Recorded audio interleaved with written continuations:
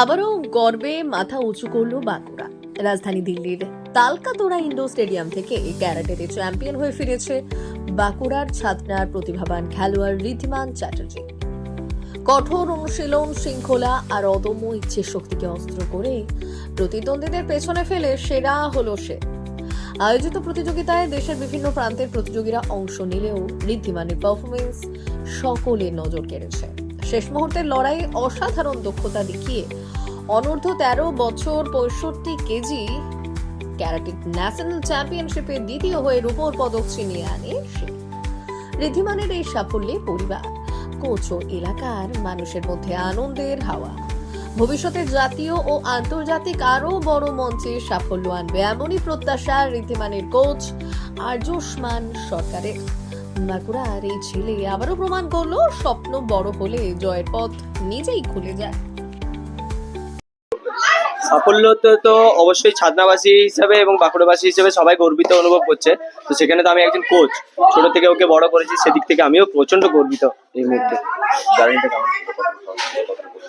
দেখুন, কঠিন তো অবশ্যই ছিল, কারণ যেভাবে যে প্রসেসের মাধ্যমে আজকে এই জায়গায় পৌঁছেছে সেই প্রসেসটা অত্যন্ত কঠিন এবং সিলেকশনের পর সিলেকশন, তবে যে সে আজকে 4th অল ইন্ডিয়া যে ইন্টারজোনাল ন্যাশনাল চ্যাম্পিয়নশিপ সেখানে পার্টিসিপেট করছে, তো সেখানে অবশ্যই কঠিন ছিল। খেলাটা হলো নিউ দিল্লির তালকাতোরা ইন্ডোর স্টেডিয়ামে। দেখুন, শুধু ছাত্রছাত্রী নয়, বর্তমানে আজকে পুরো বাঁকুড়াবাসী খুশি। বিশেষ করে আমাদের ক্যারাটে একাডেমি যতজন সদস্য আছে সবাই তো অবশ্যই খুশি। আমার খুবই ভালো লাগছে। আমি আর কি এই গতবার অল ইন্ডিয়া ইন্টারজোনাল ক্যারাটে চ্যাম্পিয়নশিপে নিউ দিল্লি তারাগড় স্টেডিয়ামে আমি -65 কেজিতে খেলেছিলাম। তো সেখানে আমি সিলভার পদক জয়ী হয়েছি আন্ডার 13 ইয়ার্স বয়সে, আর সিলভার পদক জয় হয়েছি। আমার এখানে খুবই ভালো লাগছে সেখানে সিলভার পদক জয়, কারণ ন্যাশনালে এই সিলভার পদক যে আমার খুব ভালো লাগছে।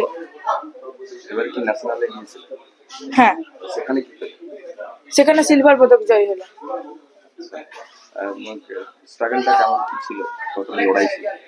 ছিল অনেকটাই, বলতে সেখানে অনেক ভালো সবাই কম্পিটিটর ছিল। সেখানে ভালো, মানে সেখানে গেলেই আসলে বোঝা যাবে খেলাটা আসলে কি। সেখানে সব ছেলেরাই সব যে ভালো বেস্ট দিয়ে খেলতে এসেছিল। দারুণ লাগছে।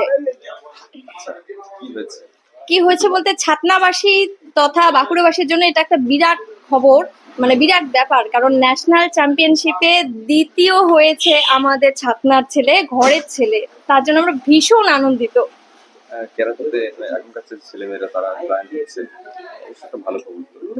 নিশ্চয়ই, সেটা অবশ্যই ভালো খবর। তার মধ্যে যেটা সব থেকে গুরুত্বপূর্ণ আমার মনে হয়, বেশি বেশি ছেলেদের, মেয়েদের ক্যারাটেতে আসা উচিত।